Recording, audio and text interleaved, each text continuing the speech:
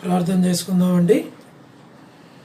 ప్రేమగల పరలోకపు తండ్రి, కృపయు కనికరము సమాధానము గల దేవ, ఎన్నడు మారని మార్పు చెందని మాట తప్పని దేవ, నిన్న నేడు నిరంతరం ఒకే రీతి ఉన్న తండ్రి, మీ ప్రియకుమారుడు, మా ప్రియ రక్షకుడు, మా విమోచకుడు యేసుక్రీస్తు ప్రభువారి అతి పరిశుద్ధమైన శ్రేష్టమైన నామమును బట్టి మీకెంతో వందనములు, కృతజ్ఞతాస్తుతులు మేము చెల్లిస్తూ ఉంటూ ఉన్నాము.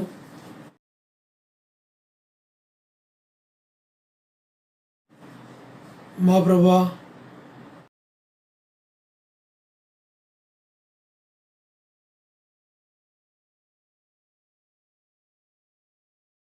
మీరు మా మధ్యలో ఉండము, పాటల్లో మహిమ పొందము, వాక్య ధ్యానాన్ని దేవునికరంగా చేయండి. మా ప్రభువా, మీరే మాతో మాట్లాడండి, మీ సన్నిధి మాతో ఉంచు, మేలుకే జ్ఞాపకం చేసుకోమని మమ్మల్ని మీ హస్తాలకు అప్పగించుకొనొచ్చు. అనేకులను మీరు సమకూర్చి మీ వాక్యాన్ని శ్రద్ధతో వినటానికి మీరే ప్రతి వారిని సిద్ధపరచమని, పరిశుద్ధాత్మ సహాయం నడుపుదల మాకు అనుగ్రహించమని యేసు ప్రభువారి శ్రేష్టమైన నామమున ప్రార్థించి స్తుతించి వేడుచు ఉన్నాము తండ్రి, ఆమేన్.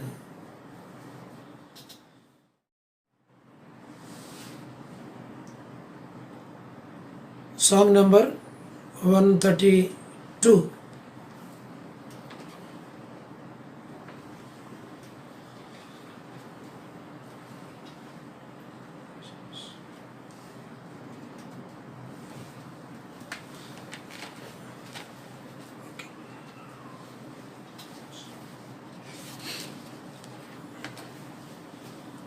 Song number 132.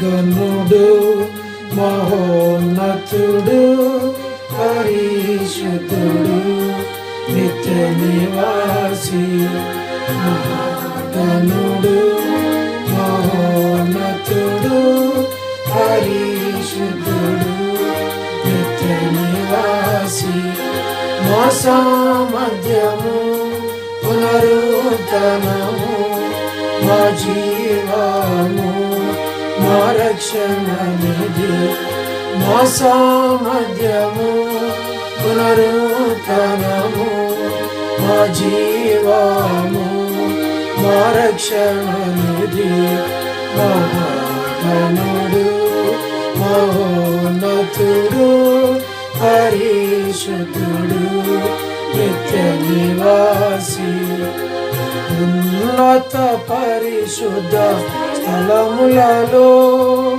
నివసించువాడు పరిశుద్ధుడు, ఉన్నత పరిశుద్ధ స్థలములలో నివసించువాడు పరిశుద్ధుడు, అయినను మిగిలిన వినయపు దీన మనసులో నివసించును జీవించును, అయినను నలిగిన వినయపు దీన మనసులో నివసించును జీవించును, మహాగణుడు మహోన్నతుడు పరిశుద్ధుడు నిత్య నివాసి, మహాగణుడు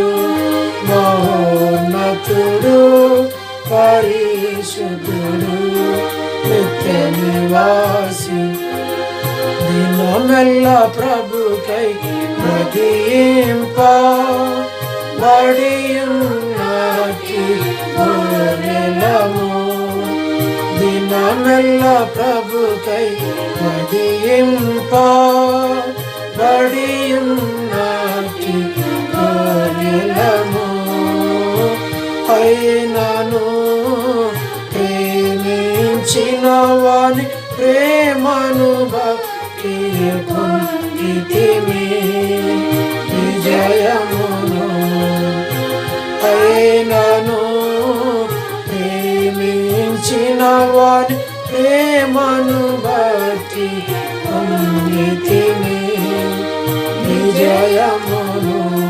మహాగణుడు మహోన్నతుడు పరిశుద్ధుడు నిత్య నివాసి మహాగణుడు మహోన్నతుడు పరిశుద్ధుడు నిత్య నివాసి మోసము శిక్షయు దుఃఖమును దారిద్రత కలిగి ఉన్నాము మోసము శిక్షయు దుఃఖమును దారిద్రత కలిగి ఉన్నాము అయినను సత్యము జీవము సంతోషమును ఐశ్వర్యము పొందితిమి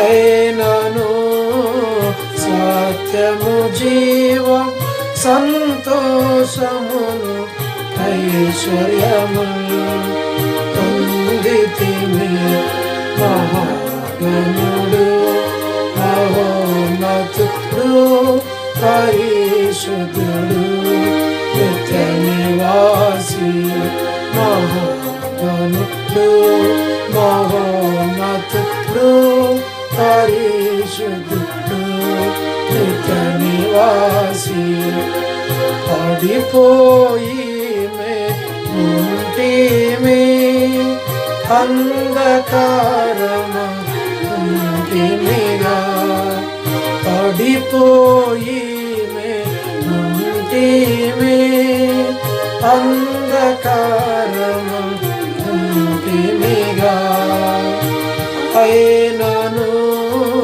తిరిగి లేతుము యెహోవాయే మా వెలుగు మా రక్షణ అయినను తిరిగి లేతుము యెహోవాయే మా వెలుగు మా రక్షణ మహాగణుడు మహోన్నతుడు పరిశుద్ధుడు నిత్య నివాసి మహాగణుడు మహోన్నతుడు పరిశుద్ధుడు నిత్య నివాసి మన క్రీస్తును బట్టి ఎల్లప్పుడూ నిందకు పాత్రులమైతిమి మన క్రీస్తును బట్టి ఎల్లప్పుడూ నిందకు పాత్రులమైతిమి అయినను ఎల్లప్పుడు ఊరేగించును విజయముతో స్తోత్రములు అయినను ఎల్లప్పుడు రేగించును విజయముతో స్తోత్రములు మహాగణుడు మహోన్నతుడు పరిశుద్ధుడు నిత్య నివాసి మహాగణుడు మహోన్నతుడు పరిశుద్ధుడు నిత్య నివాసి మా సామర్థ్యము పునరుత్తరము మా జీవము మా రక్షణ నిధి మా సామర్థ్యము పునరుత్తరము మా జీవము మా రక్షణ నిధి మహాగణుడు మహోన్నతుడు పరిశుద్ధుడు నివాసి మహాగణుడు మహోన్నతుడు పరిశుద్ధుడు నిత్య నివాసి.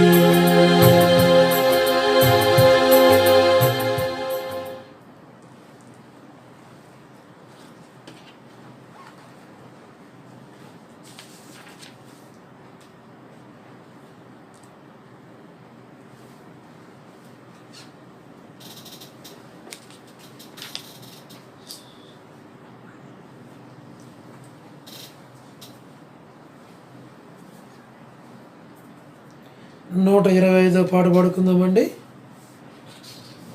125వ పాట. ఓ నా హృదయమా పాడుమా క్రొత్త గీతం ప్రభునకి.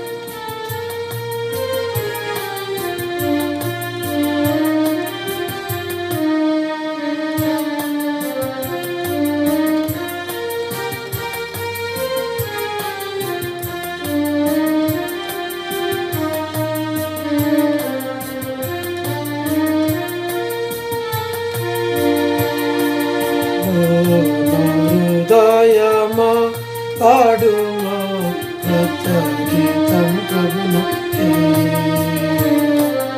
ఎంతో ఆనందం వర్ణింపజాల ఎంతో ఆనందం వర్ణింపజాల ఎంతో ప్రభు ప్రేమ. హృదయమా పాడుమా క్రీస్తునందు స్వాస్థ్యము చేసి తమ సంకల్పం అద్భుతమాది. క్రీస్తునందు స్వాస్థ్యము చేసి తమ సంకల్పం అద్భుతమాది. భూమి పునాది వేయాక మునిపే భూమి పునాది వేయాక మునిపే చూపునేను. హృదయము పాడుమా ఓ నా హృదయమా పాడుమా క్రొత్త గీతం ప్రభునకి. ఎంతో ఆనందం వర్ణింపజాల ఎంతో ఆనందం వర్ణింపజాల ఎంతో ప్రభు ప్రేమ. హృదయమా పాడుమా క్రీస్తునందు నన్ను క్షమించి రక్తము కాచి కడిగి నన్ను. క్రీస్తునందు నన్ను క్షమించి రక్తము కడిగేను నన్ను. విడిపించి నన్ను నీతిగా తీర్చి విడిపించి నన్ను నీతిగా తీర్చి పవిత్ర కారచి. హృదయము పాడుమా హృదయమా పాడుమా క్రొత్త గీతం ప్రభునకి. ఎంతో ఆనందం వర్ణింపజాల ఎంతో ఆనందం వర్ణింపజాల ఎంతో ప్రభు ప్రేమ. హృదయము పాడుమా. క్రీస్తులో నన్ను దారికి పిలిచి చేర్చి క్రొత్త వ్యక్తిగా చేసే, క్రీస్తులో నన్ను దారికి పిలిచి చేర్చి క్రొత్త వ్యక్తిగా చేయ, కూల్చేను ప్రభు ఆ మధ్యపు గోడ, కూల్చేను ప్రభు ఆ మధ్యపు గోడ.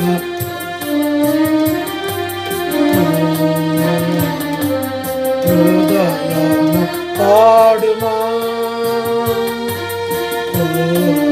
హృదయమా పాడుమా, కొత్త గీతం ప్రభునకే. ఎంతో ఆనందం వర్ణింపజాల, ఎంతో ఆనందం వర్ణింపజాల, ఎంతో ప్రభు ప్రేమ. హృదయము పాడుమా, క్రీస్తులో ఉన్న ఏ శిక్ష లేదు, స్వాతంత్రము క్రీస్తు నందే. క్రీస్తులో ఉన్న ఏ శిక్ష లేదు, స్వాతంత్రము క్రీస్తు నందే.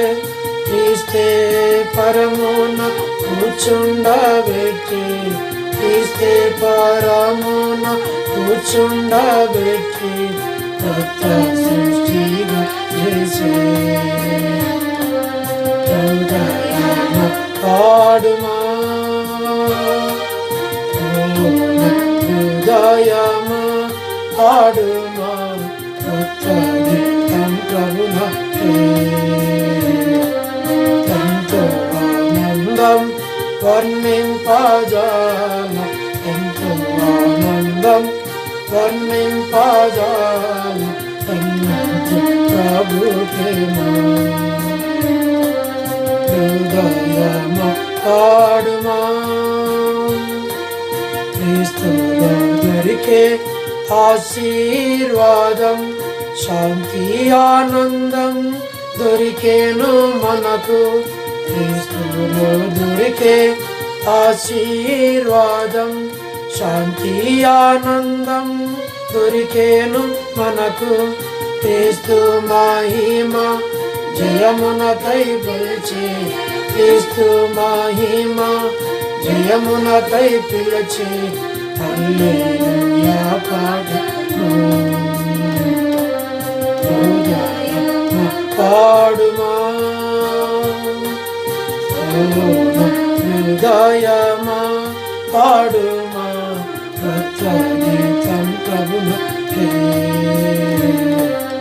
ఎంతో ఆనందం వర్ణింపజాల, ఎంతో ఆనందం వర్ణింపజాల, ఎంతో ప్రభు ప్రేమ. హృదయము పాడుమా.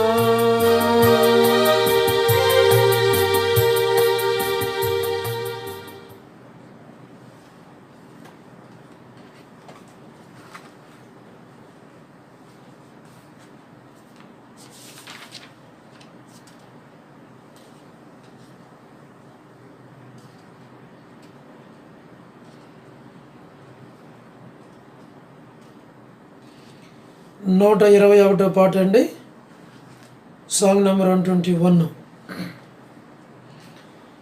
ఆనందం ఆనందం ఆనందమే, ఆనందం ఆనందమే.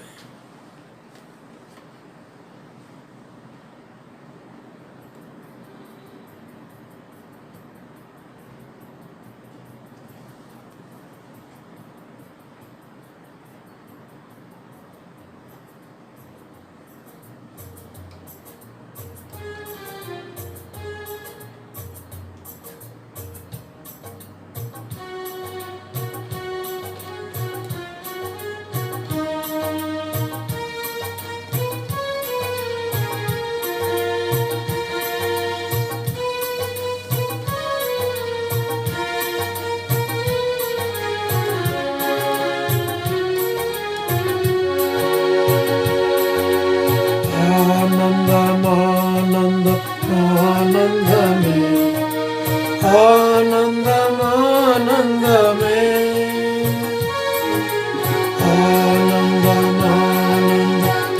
ఆనందమానందమే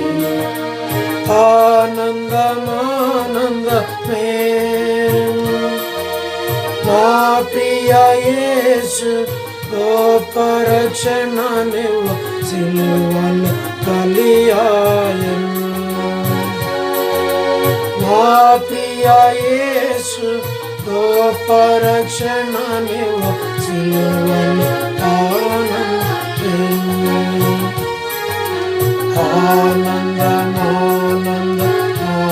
ఆనందమానందమే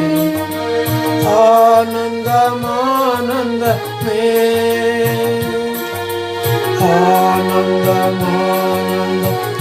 ఆనందమానందమే ఆనందమానందమే నా ప్రియ యేసు పాప పడక నుండి నన్ను పైకి లేపెను నా ప్రియ యేసు పాప పడక నుండి నన్ను పైకి లేపెను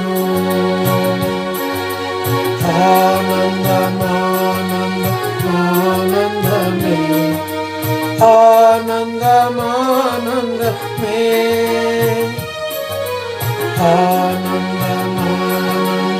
ఆనందమానందమే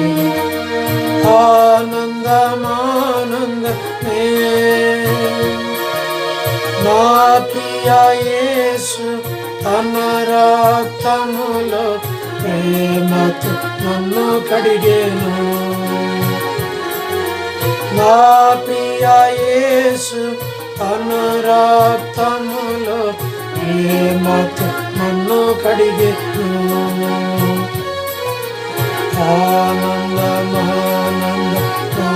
ఆనందమానందమే ఆనందమానందమే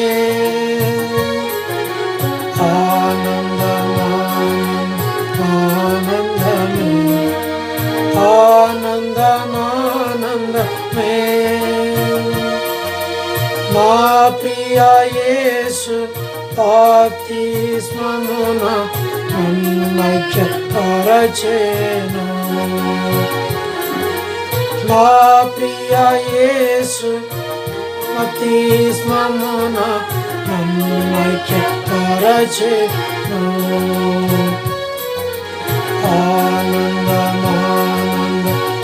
ఆనందమానందమే ఆనందమానందమే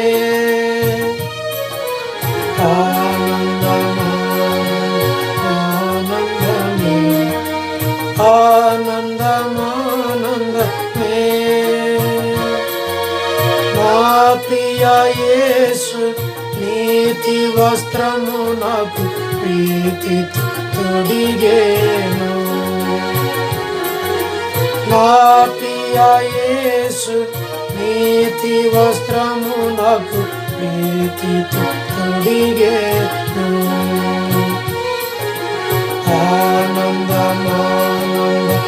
ఆనందమానందమే ఆనందమానందమే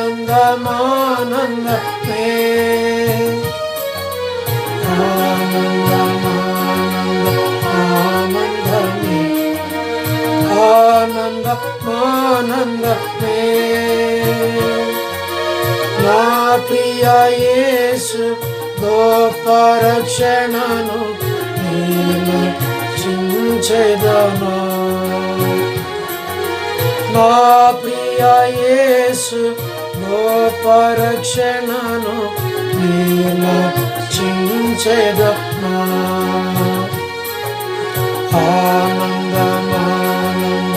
ఆనందమానందమే ఆనందమానందమే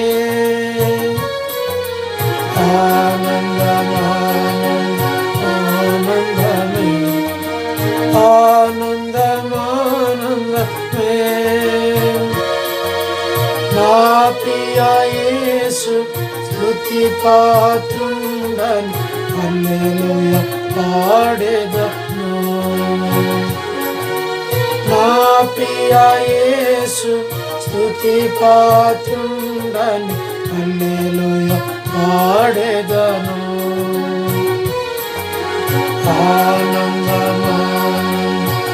ఆనందమానందమే ఆనందమానందమే ఆనందమానందమే ఆనందమానందమే నా ప్రియ యేసు గొప్ప రక్షణను సిలువ బలియాగను. నా ప్రియ యేసు గొప్ప రక్షణను సిలువ బలియాగను. ఆనందమానందమే ఆనందమానందమే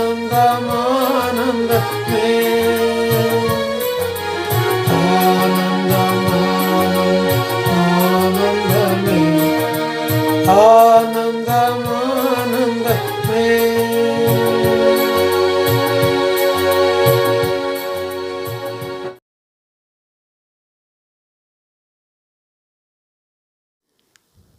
ఈ సాయంకాల బైబిల్ పఠనము కొరకైనటువంటి లేఖన భాగాన్ని మనం చదువుకుందామండి. ఈ సాయంకాలం బైబిల్ పఠనము కొరకైన లేఖన భాగాన్ని మనము చదువుకుందాం. మొదటి రాజుల గ్రంథము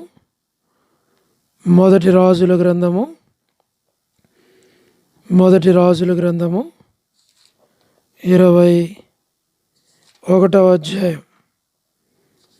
మొదటి రాజులు 21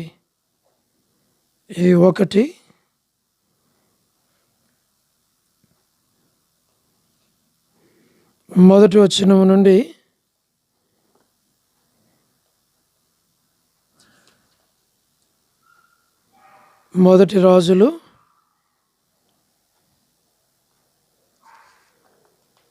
21వ అధ్యాయము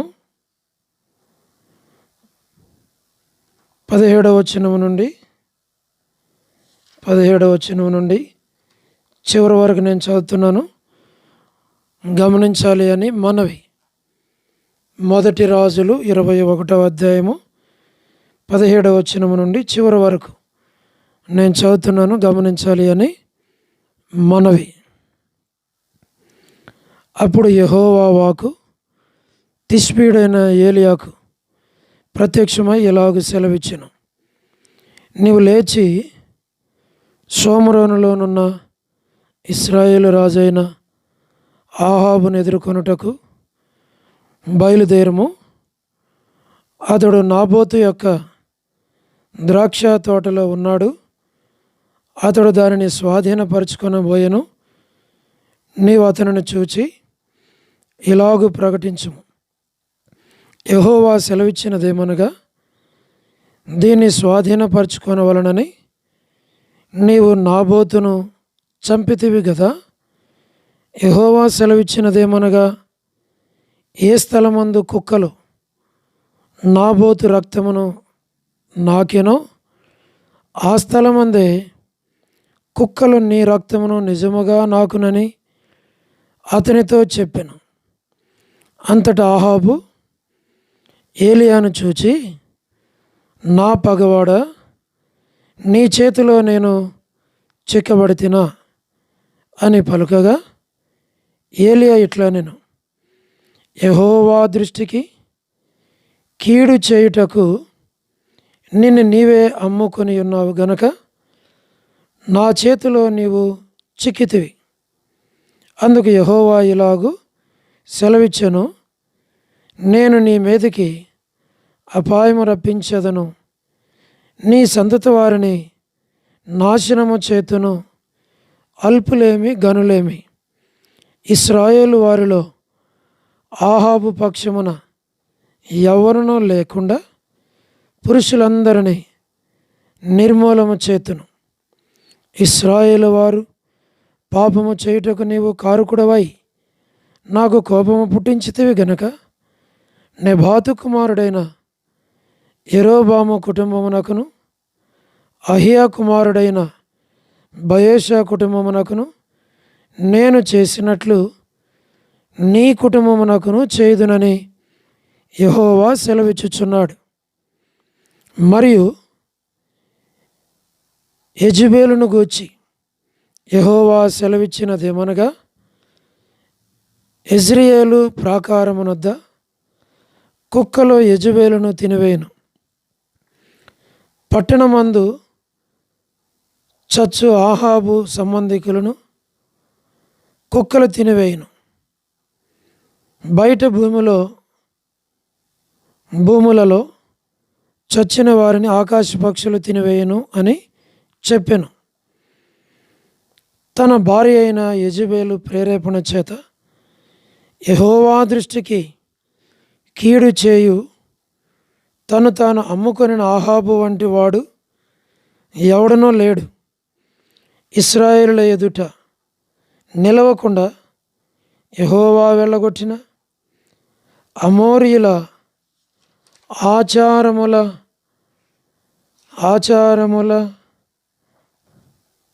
ఆచార రీతిగా విగ్రహములను పెట్టుకొని అతడు బహు ఏయముగా ప్రవర్తించెను.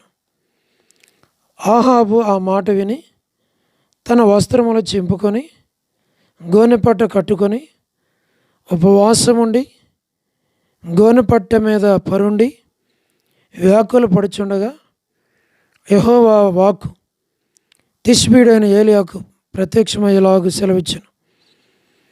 ఆహాబు నాకు భయపడి వినయముగా ప్రవర్తించుట చూచితివా?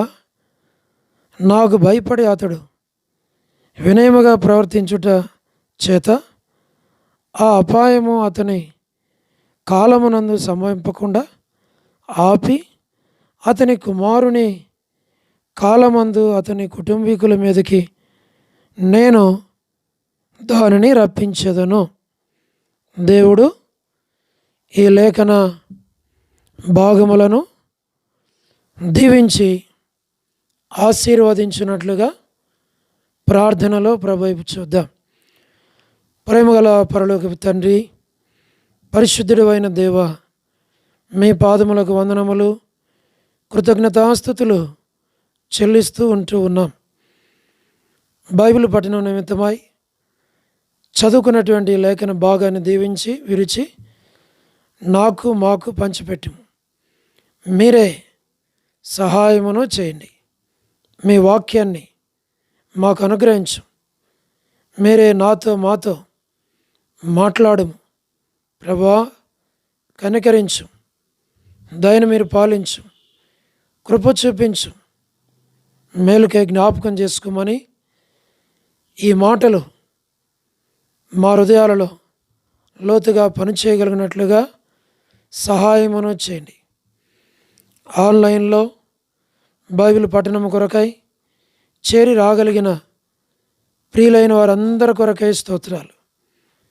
ప్రభా, అనేకులు మీ సన్నిధిని అనుభవించి మీ వాక్యమును విని ప్రభా మేలు పొందినట్లుగా వారిని, వారి కుటుంబాలను, వారి బిడ్డలను మీరు దీవించి ఆశీర్వదించి మీరు ఆత్మీయంగా బలపరిచి మీరు రాకడ కొరకై సిద్ధపరచు సమయాన్ని దీవెనకరంగా చేయండి.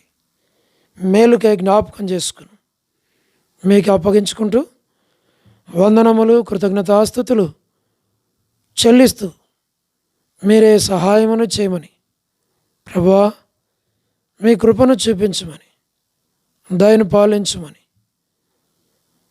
మహిమ ఘనత ప్రభావాలు మీకు ఆరోపిస్తూ యేసు ప్రభు మా రక్షకుని పేరిట ప్రార్థించి స్తుతించి వేడుచు ఉన్నాము తండ్రి, ఆమేన్.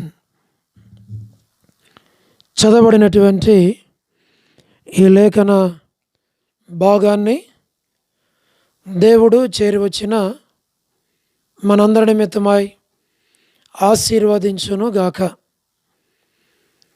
మనం చదువుకున్నటువంటి ఈ భాగములో మనం చూడగలుగుతూ వచ్చినట్లయితే మరి ఆహాబును గూర్చినటువంటి విషయాలు ఇందులో రాయబడుతూ వచ్చాయి.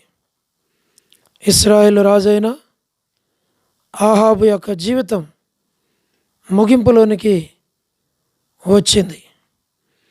గత వారంలో మనం చూసినప్పుడు ఆహాబు కాని దానిని ఆశించాడని, అదే సమయంలో తాను ఆశించటమే కాదు, తాను మాదిరిగా జీవించలేదని, భార్య మాట విన్నాడని, తన స్థానంలో భార్యను ఉంచి తాను మరి నాబోతు యొక్క ద్రాక్ష తోటను తాను ఆశించి దాని విషయమై తాను వ్యతిరేకముగా ప్రవర్తించి చివరికి నాబోతును చంపించి ఆ ద్రాక్ష తోటను తనదిగా చేసుకోవడానికి వెళ్ళినట్లుగా మనం చూడగలుగుతున్నాం. అందుకే బైబిల్లో ఉంది, మనుషుడు ఏమిత్తునో ఆ పంటనే కోయును అని. కనుక నిజంగా వారు దేవుని నమ్మిన వారైనా, దేవుని నమ్మని వారైనా, వాళ్ళు ఎవరైనప్పటికీ బైబిల్ మాట వాస్తవం. బైబిల్ ఏం చెప్తుంది అంటే, మనుషుడు ఏ తలంపుతో, ఏ ఆలోచనతో, ఏ ఉద్దేశంతో తను ఇతరులకు కీడు చేస్తాడో ఆ కీడు తాను అనుభవిస్తాడు అని. అందుకని మనం ఆహాబు వలె ప్రవర్తించకూడదు అని గత వారంలో మనం చూస్తూ వచ్చాం. అయితే ఈరోజు 5 విషయాలు మనం జ్ఞాపకం చేసుకోవాలని ప్రభు కోరుతూ ఉన్నాడు. కనుక మన జీవితంలో మనం ఎరగవలసింది ఏంటి అని అన్నప్పుడు, ఆహాబు రాజు జీవితాన్ని మనం చూసినప్పుడు తన వలె మనం ప్రవర్తించకూడదని, తన వలె మన జీవితం ఉండకూడదని, తన జీవితం తనకి నష్టం, తన కుటుంబానికి నష్టం, దేశానికి నష్టం, దేశ ప్రజలకు నష్టం, ఇజ్రాయేలైన వారందరికీ నష్టాన్ని తాను కలిగించినట్లుగా మనం చూస్తూ ఉన్నాం. వాస్తవముగా దేవుడు తనకిచ్చినటువంటి సమయాన్ని తాను సద్వినియోగపరచుకోనకుండా తనెంతో నష్టపరుచుకున్నాడు అన్నది మనకు అర్థమవుతూ ఉంది.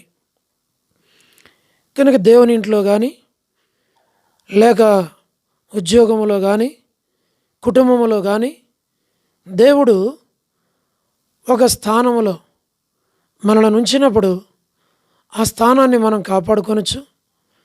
దాని కొరకైన జాగ్రత్తలు కలిగిన వారమై మనం జీవించాలి అని ప్రభు కోరుతూ ఉన్నాడు. కానీ ఇశ్రాయేలు రాజు ఆహాబు అయితే అలాగూ చేయలేదు. దేవునికి వ్యతిరేకముగా, దేవునికి రోషము కోపము పుట్టించిన వాడుగా, దేవుని యొక్క ఉగ్రతకు తాను గురి అయినటువంటి వాడుగా మనకు కనబడతా వచ్చాడు.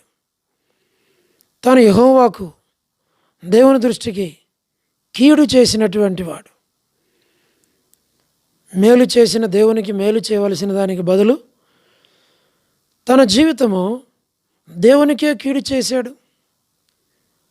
కనుక దేవునికి కీడు చేయటం, దేవుని ప్రజలకు కీడు చేయటం, అంతేకాదు తాను కీడు చేసిన దానికి కలిగిన నష్టం ఎంత గొప్పది అనేది మనం చూడగలుగుతూ వస్తే మనకు ఒక చక్కని లెసన్, ఒక పాఠం మనం ఇక్కడ నేర్చుకోవలసినటువంటి వారముగా మనం ఉంటూ ఉన్నాం. కనుక మనం జ్ఞాపకం చేసుకోవాల్సింది ఏంటి అని అన్నప్పుడు నేను చదువుతున్నాను, మీరు గమనించాలి అని మనవి. చూడండి, మొదటి రాజుల గ్రంథం 21వ అధ్యాయం 20వ వచనంలో ఆ మాటను మనం చదువుతూ ఉన్నాం. అంతటా ఆహాబు ఏలియాను చూచి, నా పగవాడ, నీ చేతిలో నేను చిక్కబడితినా అని పలుకగా ఏలియా ఇట్లా నేను యెహోవా దృష్టికి కీడు చేయుటకు నిన్ను నీవే అమ్ముకొని ఉన్నావు గనక నా చేతిలో నువ్వు చిక్కితివి. అంటే ఇక్కడ మనం 20వ వచనంలో ఏం చూస్తున్నామంటే, ఈ రాజు కీడు చేసిన రాజు. ఎవరికి? ఎవరి దృష్టికి? దేవుని దృష్టికి. దేవుని దృష్టికి కీడు చేసి దేవుని ప్రజలకు నష్టాన్ని కలిగించి చివరికి తాను ఎలాంటి పరిస్థితిలోనికి వచ్చాడు అని అంటే, నిన్ను నీవే అమ్ముకొని ఉన్నావు గనక. కాబట్టి తను తానే అమ్ముకున్నాడు.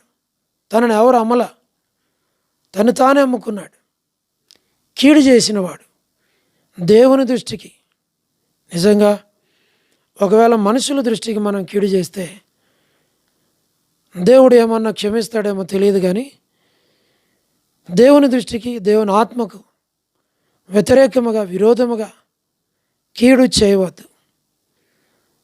అంటే దీన్ని బట్టి చూస్తే వ్యక్తికి కూడా కీడు చేయొద్దు, ఎవరికి మనం కీడు చేయొద్దు. దేవునికి చేయొద్దు, దేవుని ఆత్మకు చేయొద్దు, తోటి సహోదరునికి చేయొద్దు, తోటి విశ్వాసి గృహానికి మనం కీడు చేయకూడదు. అది మనకు ఆశీర్వాదం కాదు అని దేవుని లేఖనాలు మనకు తెలియచేస్తూ ఉన్నాయి. కాబట్టి ఇప్పుడు మనం చూస్తే యెహోవా దృష్టికి కీడు చేయుటకు నిన్ను నీవే అమ్ముకొని ఉన్నావు. కాబట్టి ఆహాబు రాజు దేవునికి, దేవుని ప్రజలకు, అనేకులకు కీడు చేసినటువంటి వాడు. బైబిల్లో రాయబడింది, కీడు చేయుట మాని మేలు చేయము అని రాయబడుతూ వచ్చింది. చేతనైతే మేలు చేయి, కానీ ఎవరికి కూడా కీడు చేయవద్దు, వాళ్ళ కుటుంబానికి కీడు చేయవద్దు. కనుక అది ఏనాటికైనా అది మనల్ని వెంటాడుతూ ఉంది, మనల్ని వెంబడిస్తుంది. అది మనకి తగినటువంటి ఆ ఫలితాన్ని మనం అనుభవించాల. అందుకని బహు భయము కలిగి, బహు జాగ్రత్తగా మనం ఆలోచన చేయాల్సింది ఏంటంటే, ఒకవేళ ఎవరైనా నాకు కీడు చేస్తే దేవుడు చూసుకుంటాడు, నేను మాత్రం కీడు చేయను అన్నటువంటి మంచి ఆలోచన, గ్రహింపును కలిగి మనము జీవించాలి అని వాక్యం చెప్తా ఉంది. కాబట్టి మొదటి తలంపు ఏంటంటే, ఆహాబు రాజు దేవుని దృష్టికి కీడు చేసినవాడు, ఇశ్రాయేలు ప్రజల దృష్టికి కీడు చేసినటువంటి వాడు. మరి నాబోతునకు కీడు చేసినవాడు, నాబోతు కుటుంబానికి కీడు చేశాడు. ఇప్పుడు నాబోతుని చంపించాడు కదా, భార్యను ముందు పెట్టాడు కదా, అబద్ధ సాక్ష్యాలు పలికించాడు కదా, లేని దానిని ఉన్నట్లుగా చేశాడు కదా, సాక్ష్యం పలికించాడు కదా, అబద్ధ సాక్ష్యం పలికించి తనను రాళ్లతో కొట్టి చంపించాడు. కాబట్టి ఇది ఎలాగపోతుంది? కనుక తాను ఏం చేశాడో, అందుకని లోకంలో సామెత కూడా ఉంది, తాను తవ్వుకున్న గుంటలో తానే పడినాడు. వాస్తవంగా మరి దేవునికి భయపడవలసిన వాడు, కాని దానిని ఆశించకుండా ఉండవలసిన వాడు, కీడు చేయకుండా ఉండవలసిన వాడు కీడు చేశాడు. అది మంచిది కాదు. కనుక మొదటి తలంపులో మనం ఎవరికి మనం కీడు చేయద్దు. ఒకవేళ నేను కీడు చేశాను అని నీకు తెలిస్తే, నా ద్వారా నీకు కీడు కలిగింది అని తెలిస్తే, కీడును సహించు, తిరిగి నాకు కీడు చేయకు. అంటే ఒకవేళ నేను కీడు చేసినానని నువ్వు నాకు కీడు చేస్తే అప్పుడేమైంది అని అంటే, దేవునికి సమయం ఇచ్చినట్టు కాకుండా ప్రతీకారం తీర్చుకుంటే దేవుడు దానికి తగిన మళ్ళీ కీడు చేసినప్పుడు నీవు చేసిన దానికంటే ఎక్కువైనటువంటిది జరుగుతుంది కదా. అందుకనే దేవుడే చూసుకుంటాడులే, దేవునికి అప్పగించేద్దాంలే. నాకు కీడు చేశాడు, నా కుటుంబానికి కీడు చేశాడు, నా భార్యకి, నాకు, నా పిల్లలకి ఈ వ్యక్తి కీడు చేసినాడు అని తెలిసినప్పుడు దేవునికి అప్పగించు. ఒక ఆత్మీయుడుగా, ఒక ప్రార్థనాపరుడుగా, ఒక విశ్వాసివిగా, ఒక దేవుని బిడ్డవుగా, వాక్యమును ఎరిగిన వ్యక్తివిగా, దేవుని మనసు కలిగిన వ్యక్తివిగా, దేవునిలో ఎదుగుతూ వచ్చిన వ్యక్తివిగా, ఆత్మీయమైన గ్రహింపు కలిగినటువంటి వ్యక్తివైతే నువ్వు చేయాల్సింది ఏంటంటే, తండ్రి వీరేమి చేయుచున్నారు, వీరు ఎరుగరు గనుక వీరిని క్షమించు. యేసు ప్రభు చేసిన ప్రార్థన అది. ప్రతీకారం తీర్చుకోలే. ప్రభు అన్నాడు కదా, పగ తీర్చుకొనుట మీ పని కాదు, అది నా పని, నేను తీసుకుంటాను, సమయం నాకు ఇవ్వండి అన్నాడు. అలాగ నువ్వు ఇవ్వు. నీకు కీడు చేసిన వారికి, నీకు నష్టం కలిగించిన వారికి, నేను అవమానపరిచిన వారికి, నేను తృణీకరించిన వారికి దేవునికి సమయం ఇయ్యి, దేవుడు చేస్తాడు. అది నేను నేర్చుకోవాల్సిన పాఠం, అది మనం నేర్చుకోవాల్సిన పాఠం. అలాగ మనం చేస్తే, మనం నేర్చుకుంటే, ప్రభువుకు మనం అప్పగిస్తే, ప్రభు నిశ్చయముగా దేవుడు మన పక్షముగా కార్యం చేస్తాడు. దేవుడు మనకు సహాయం చేస్తాడు. ప్రభు చేతికి అప్పగించాలి. ప్రభా, నువ్వు ఎరుగుతూ నాకు కీడు చేసినటువంటి వారి యొక్క కుటుంబాలు, ఇలాంటి జీవితాలు అని మనం ప్రభువుకి అప్పగించి వేస్తే ప్రభు తప్పకుండా సహాయం చేస్తాడు, కనికరిస్తాడు, కృప చూపిస్తాడు. మనకు కీడు రాకుండా, మనకు నష్టం రాకుండా మనల్ని కాపాడుతాడు, తప్పిస్తాడు. కనుక ఆహాబు రాజు తాను చేసిన కీడుకి తాను కీడు అనుభవించాడు. మనం అలాగూ చేయకుందాము గాక. ప్రభు మనకు సహాయం చేయను గాక. ఇది మొదటి తలంపు. రెండవ తలంపులోనికి మనం వచ్చినప్పుడు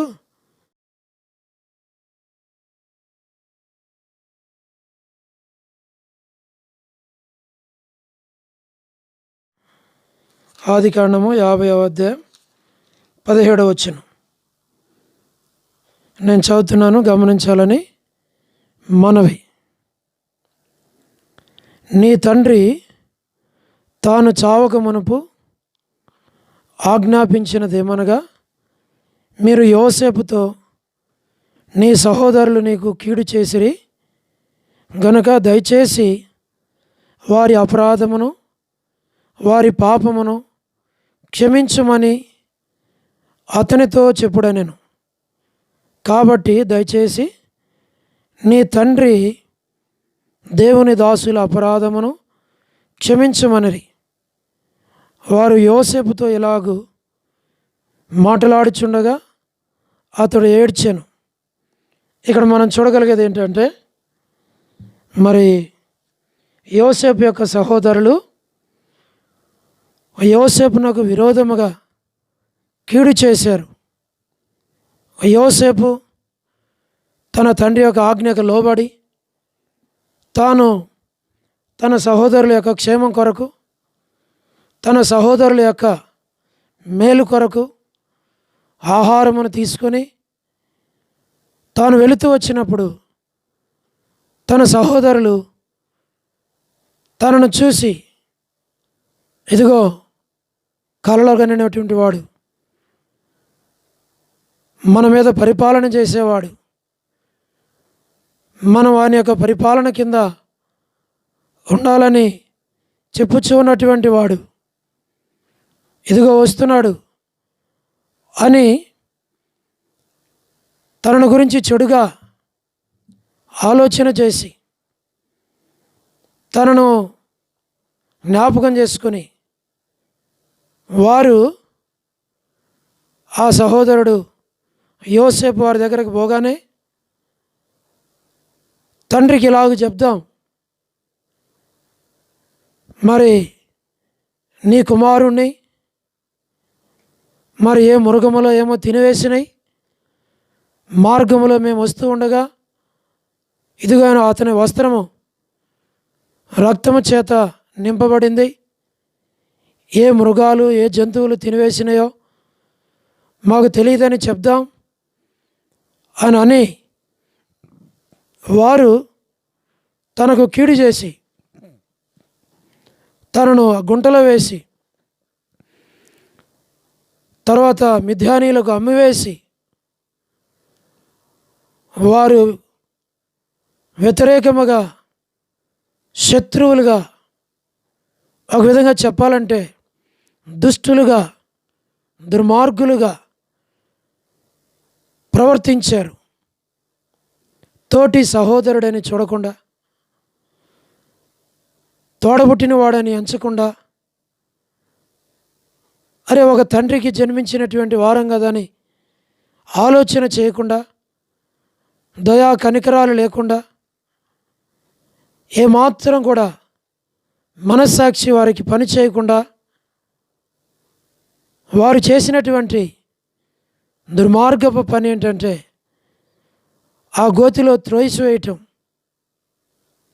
దేవుడే కాపాడాడు, దేవుడే కనికరించాడు, దేవుడే సహాయం చేశాడు, దేవుడే యోసేపు నాకు తోడై ఉన్నాడు కనుక ఆ యోసేపును ఆ నీళ్లు లేనటువంటి గుంటలోనికి త్రోయబడినప్పుడు కాళ్ళు చేతులు విరగకుండా, తల పగలకుండా, ప్రాణాపాయం కలగకుండా దేవుడు కాపాడుతూ వచ్చాడు. దేవుడు నడిపించాడు, దేవుడే సహాయం చేస్తూ వచ్చాడు. తిరిగి మరలా గుంటలో నుండి తీసి మిద్యానీయులకు అమ్మివేసినారు.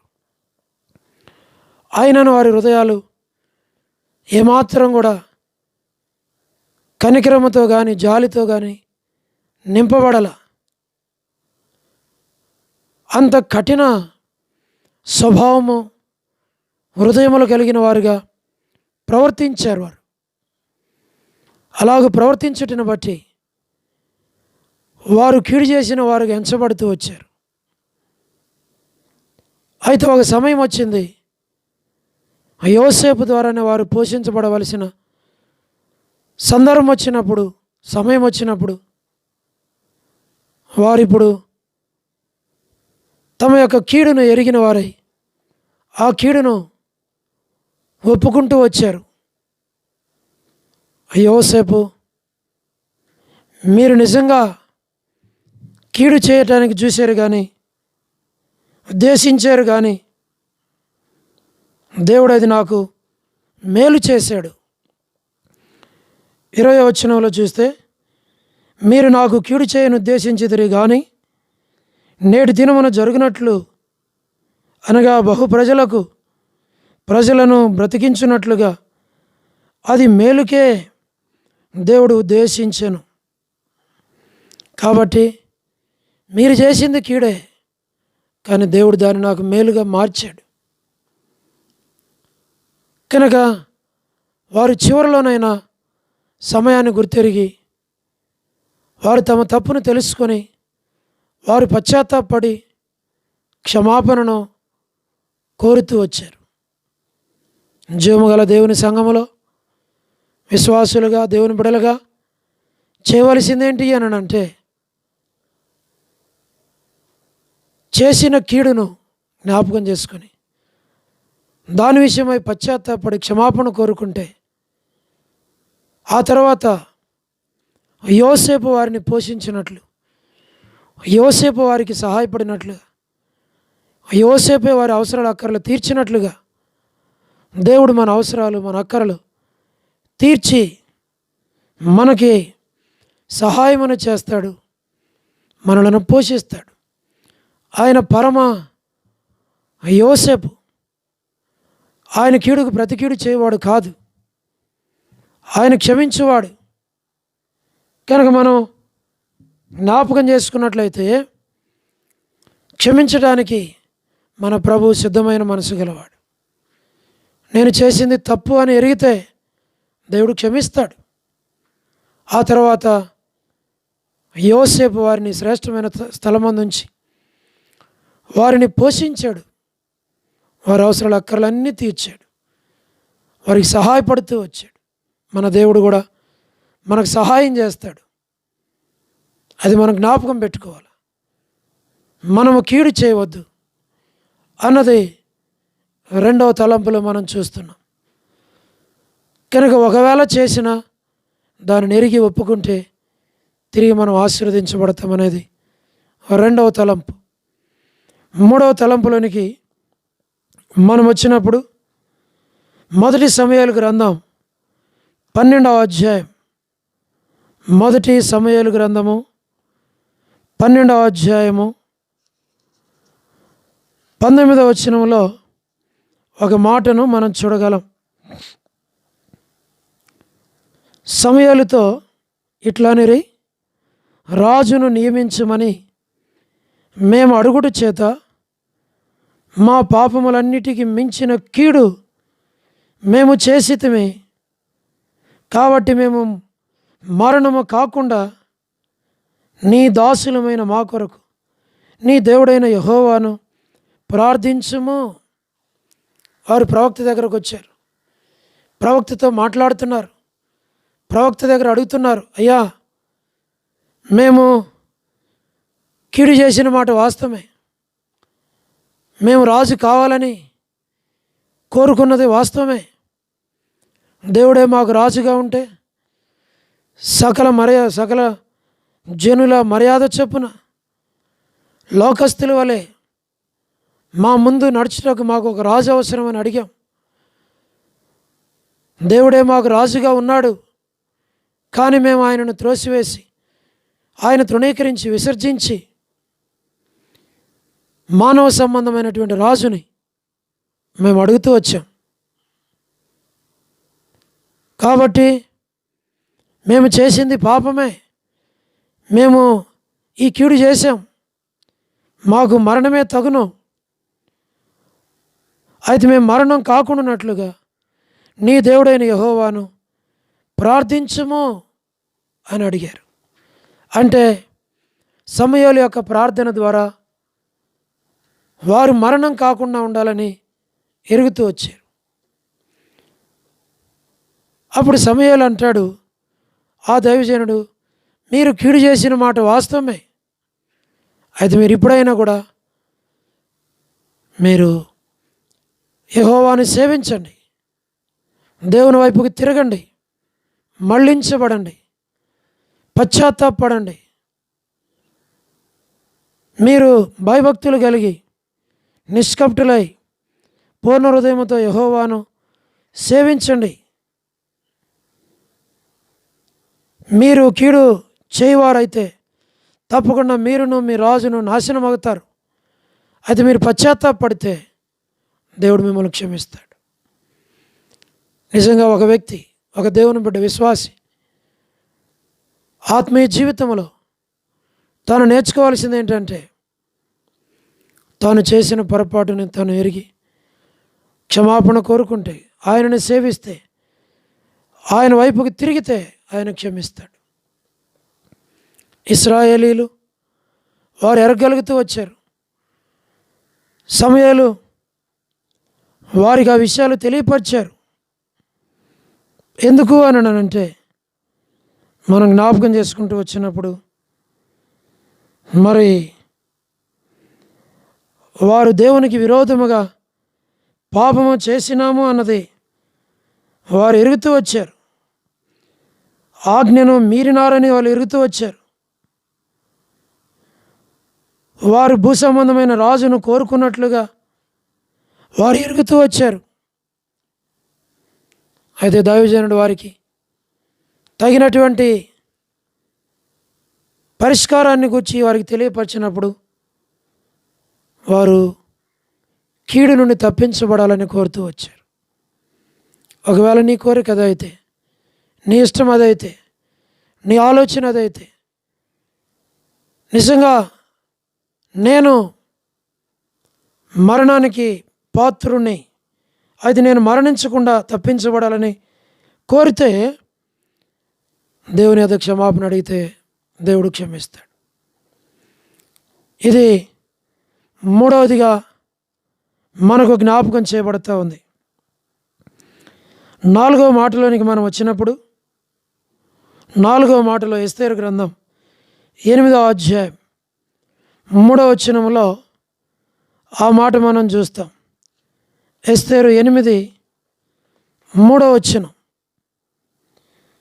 మరియు ఎస్తేరు రాజు ఎదుట మనవి చేసుకుని అతని పాదముల మీద పడి అగాగీయుడైన హామాను చేసిన కీడును, అతడు యూదులకు విరోధముగా తలంచిన యోచనను వ్యర్థపరచుడని కన్నీళ్లతో అతనిని వేడుకొనగా, రాజు బంగారు దండమును ఎస్తేరు తట్టు చూపెను. ఎస్తేరు లేచి రాజు ఎదుట నిలిచి, రాజు అయిన తమకు సమ్మతమైన ఎడల తమ దృష్టికి నేను దయపొందిన దానినై రాజు అయిన తమ ఎదుట ఈ సంగతి యుక్తముగా తోచిన ఎడల తమ దృష్టికి నేను ఇంపైన దానినైన ఎడల రాజు అయిన తమ సకల స్థానములలో నుండి యూదులను నాశనము చేయవలనని అమోదాత కుమారుడైన అగాగీయుడైన హామాను రాయించిన తాకీదుల చొప్పున జరగకుండానట్లు వాటిని రద్దు చేయుటకు ఆజ్ఞేయుడే అని చెప్పాను. ఎప్పుడైతే ఎస్తేరు రాజు ఎదుట ఇలాగ మనవి చేసింది, అయ్యా దయచేసి ఈ యొక్క హామాను చేసిన కీడును, అతడు యూదులకు విరోధముగా తలంచిన యోచనను వ్యర్థపరచుడని కన్నీళ్లతో అతనిని వేడుకుంటూ వచ్చింది. ఎప్పుడైతే ఎస్తేరు రాజు సన్నిధిలో కన్నీళ్లు గార్చి, నేను నా వంశం నాశనం కాకూడదు, ఇదిగో ఈ యొక్క హామాను ఇలాగూ యోచిస్తూ వచ్చాడు, ఇలాగ తలంచాడు కనుక తమరికి నా ఎడల దయపుడితే ఈ కీడు నా మీదకి, నా వంశం మీదకి రాకుండానట్లుగా సహాయము చేయమని అడుగుతూ వచ్చింది. బ్రతిమలాడింది, ఎంతో ప్రయాసపడింది. రాజు ఎస్తేరును చూసినప్పుడు, ఎస్తేరు యొక్క మనవని తాను వేడుకున్నది చూసినప్పుడు నిజంగానే మరి దేవుడు కనికరించాడు. రాజు హృదయాన్ని మార్చాడు. రాజు యొక్క హృదయం ఎస్తేరు పక్షముగా, యూదుల పక్షముగా మేలు చేశాడు. చివరికి హామాను ఏ కీడైతే చేశాడో, ఏ కీడైతే తలపెట్టాలా యూదులకు అనుకున్నాడో, మర్దుకైకి, ఎస్తేరుకి, మిగిలినటువంటి వారికి నష్టం చేయాలా, కీడు చేయాలనుకున్నాడో, తిరిగి ఆ కీడు తానే అనుభవించాడు. ఇక్కడ మనం జ్ఞాపకం చేసుకోవాల్సింది ఏంటి అని అంటే, మనం చూసినప్పుడు మనుషుడు ఏమిత్తునో ఆ పంటనే కోయిను. కనుక హామాను దేవుని ప్రజలకు వ్యతిరేకంగా ఏదో చేయాలనుకున్నాడు, వారిని భూమి మీద లేకుండా చేయాలనుకున్నాడు. దేవుడు తన తలంచిందే తన తల మీదకి వచ్చింది. కనుక మనం జ్ఞాపకం చేసుకుంటే దేవుని బిడ్డలకు మనం విరోధంగా ఏది కూడా చేయకూడదు. ఆహాబు అలాగే చేశాడు కదా, నష్టాన్ని అనుభవించాడు. ఇశ్రాయేలులు కూడా దేవునికి విరోధంగా ప్రవర్తించారు. అయితే వారు తమ తప్పును తెలుసుకొని వారు శిక్షకు గురి కాకుండానట్లుగా తప్పించబడ్డారు. ఇక్కడ హామాన్ అయితే తాను దేవుని బిడ్డలకు చేయబోయాడు, తనే నష్టానికి గురయ్యాడు. దేవుని వాక్యం ఎంత యథార్థమైంది, ఎంత వాస్తవమైంది, ఎంత సత్యమైంది. దేవుని వాక్యము మారనది. మార్పు చెందనది. కనుకనే హామాను విషయంలో కూడా మనం చూస్తే తాను చేసినటువంటి కీడు విషయమై తన మీదకే వచ్చినట్లుగా మనం చూస్తాం. అది 4వదిగా మనం చూస్తున్నాం. 5వ తలంపులోనికి మనం వచ్చినప్పుడు 1 తెస్సలోనిక 5వ అధ్యాయం 15వ వచనంలోనికి మనం వస్తే వ్రాయబడినటువంటి మాట, 1 తెస్సలోనిక 5వ అధ్యాయం 15వ వచనం, ఎవడను కీడునకు ప్రతి కీడు ఎవరికైనాను చేయకుండా చూచుకొనుడి. మీరు ఒకని ఎడల ఒకడును మనుషులందరి ఎడలను ఎల్లప్పుడూ మేలైన దానిని అనుసరించి నడుచుకొనుడి అని రాయబడుతూ వచ్చింది. 5వదిగా మనం చూడగలిగితే పౌలు అపోస్తలుడు అంటాడు, తెస్సలోనికలో రాసినటువంటి సంఘానికి తెలియజేస్తాడు, ఎవడునో కీడునకు ప్రతి కీడు ఎవరికైనా చేయకుండా చూసుకోండి. అలాంటి వాళ్ళు ఉన్నారేమో చూడండి, అలాగ చేస్తున్నారేమో చూడండి, అలాంటి స్వభావం ఉందేమో చూడండి, అలాంటి మనసు ఉందేమో చూడండి. మీరు దేవుని బిడ్డలుగా పిలువబడుతూ దేవుని ప్రేమను పొంది రక్షించబడి సంఘములో చేర్చబడి పరిశుద్ధులుగా పిలువబడుచు మీరు ఈ స్వభావాన్ని కలిగి ఉన్నారేమో. ఇది దేవుని బిడ్డలలో ఉండకూడదు, దేవుని బిడ్డలకు చెందింది కాదు, సంబంధించింది కాదు. కీడునకు ప్రతి కీడు మీరు చేయటానికి లేదు. అది ఎవరు చేస్తారు? అన్యులు చేస్తారు, దేవుని ఎరగని వారు చేస్తారు. వాళ్ళకి ఆ మనసు ఉంటుంది, వాళ్ళకి ఆ స్వభావం ఉంటుంది, వాళ్ళు అలాంటి బుద్ధి కలిగి ఉంటారు. దేవుని బిడ్డలకు అది ఉండదు. దేవుని బిడ్డలు అలాగూ చేయరు. ఒకవేళ చేస్తున్నారు అని అంటే వారి జీవితాల్లో సరైన పునాది లేదు.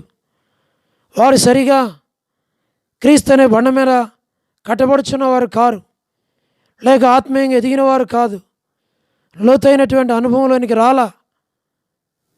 వారి యొక్క జీవితాలు,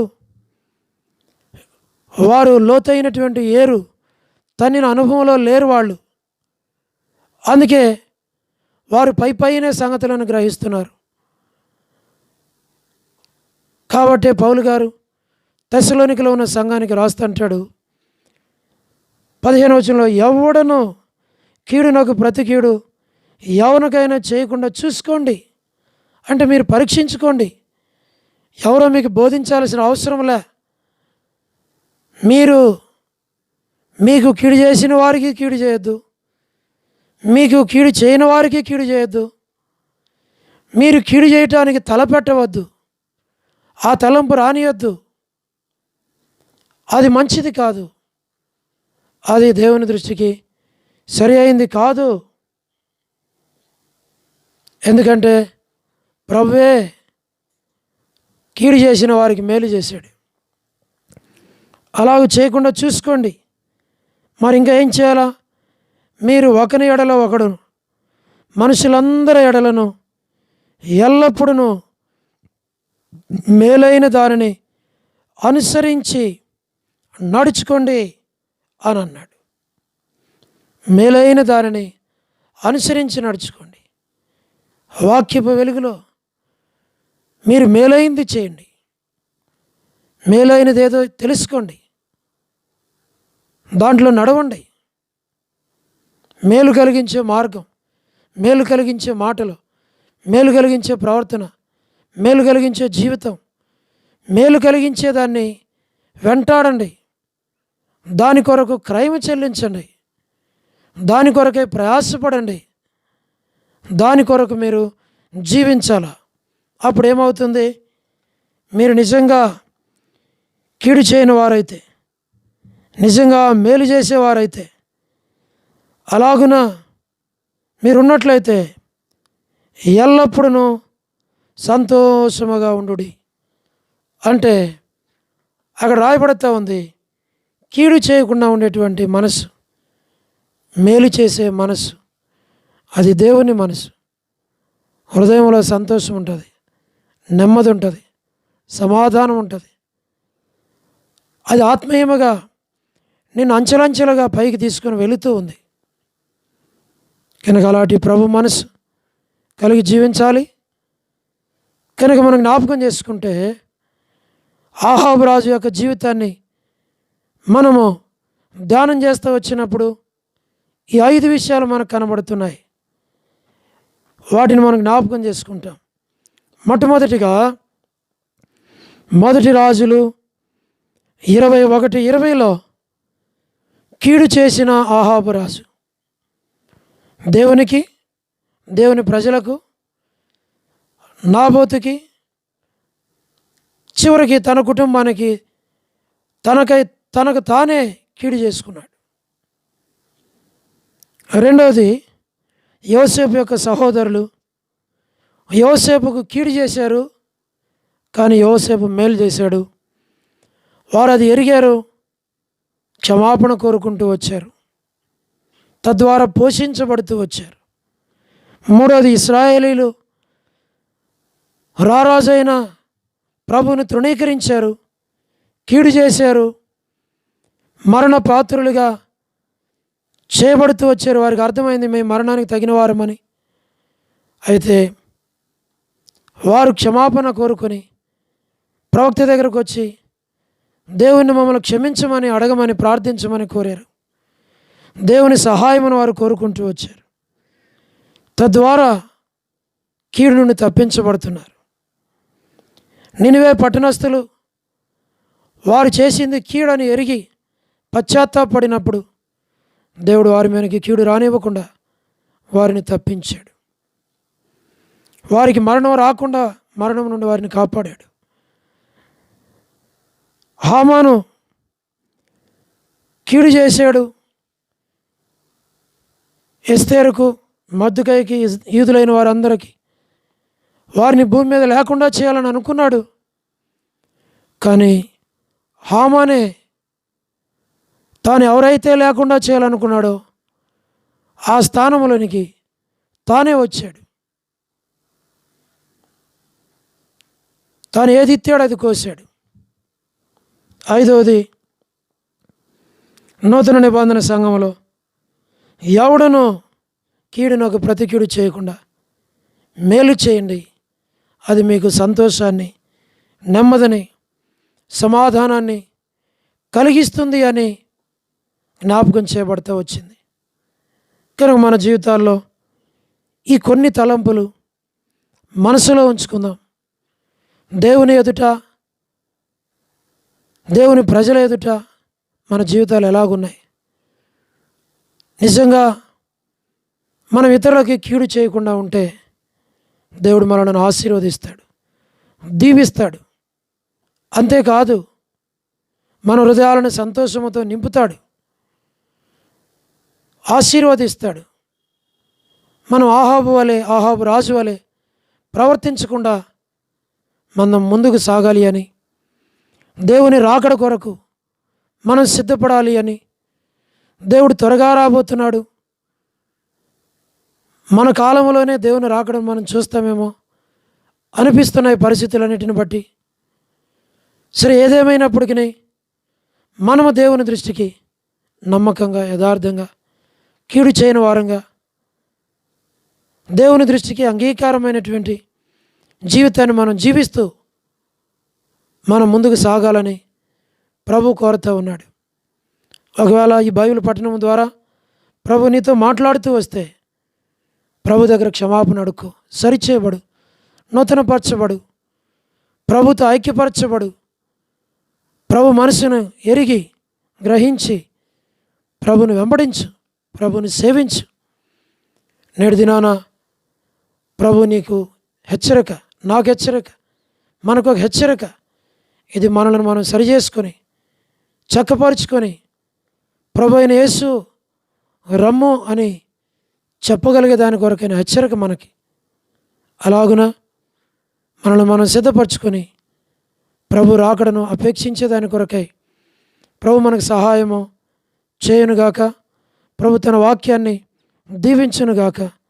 ప్రార్థన చేసుకుందాం. ప్రేమగల పరలోకపు తండ్రి, పరిశుద్ధుడైన దేవా, మీ పాదములకు స్తోత్రాలు.